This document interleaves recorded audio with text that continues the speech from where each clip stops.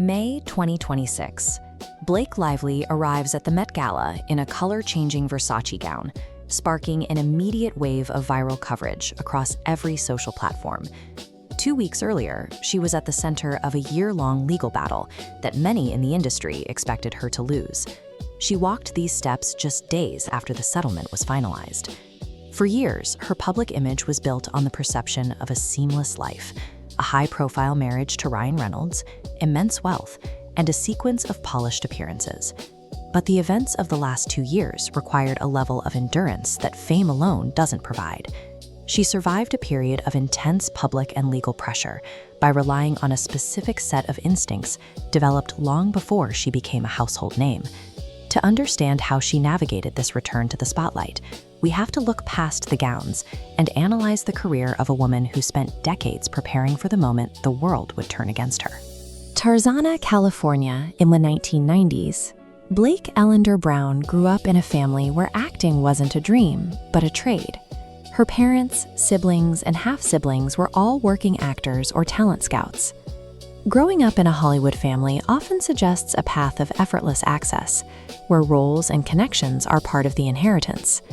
In reality, her parents frequently brought her to the acting classes they taught rather than hiring babysitters. By age 10, she was observing professionals refine their technique and handle the repetitive nature of the work.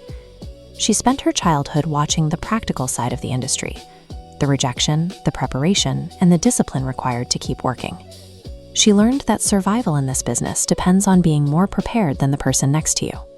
By the time she started her own career, she viewed Hollywood as a high-stakes environment where one's image must be actively protected.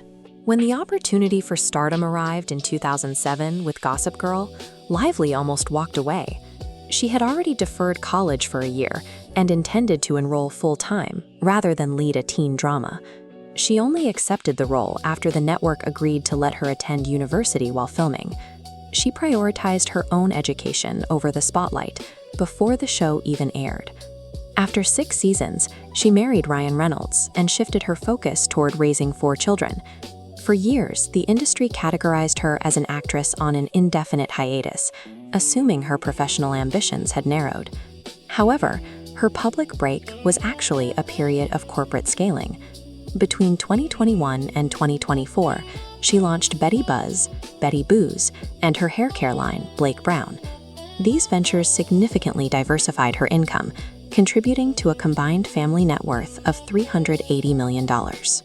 She used this time to build a financial foundation that made her career choices and her ability to fight legal battles entirely independent of the major studios. In 2024, It Ends With Us became the biggest commercial success of her career, grossing over $350 million. But as the box office numbers climbed, the public narrative shifted. During the press tour, her tone in interviews was criticized for being too lighthearted given the film's domestic violence themes. Social media sentiment shifted rapidly, with viral clips fueling a growing backlash against her. The conflict extended beyond the press tour. Lively formally accused director Justin Baldoni of sexual harassment and failing to respect her physical boundaries during production. The ensuing legal battle featured leaked communications and conflicting accounts of the production environment. While the media focused on the diva narrative, Lively remained silent, letting the court filings handle the specifics. For the first time in her career, she faced a coordinated effort to dismantle her public standing. This was the moment where her years of financial independence and industry discipline were most visible. By May 2026, the lawsuit reached an undisclosed settlement. With the legal proceedings concluded, her team moved to reestablish her presence in the industry. She returned to the Met Gala 2 weeks later, without a scripted apology or a televised explanation. She focused entirely on the appearance, allowing the visual impact of the gown to be the only statement she made to the public. This approach redirected the conversation away from the controversy and back toward her status as a cultural fixture. By refusing to engage with the tabloid rumors, she effectively ended the cycle of negative coverage. Today, her business brands are reporting record growth, and her professional standing remains intact. She continues to operate at the top of the industry, despite the public and legal attempts to sideline her. Blake Lively's story demonstrates that when others try to define your narrative, The most effective response is to stay focused on the structure you've built.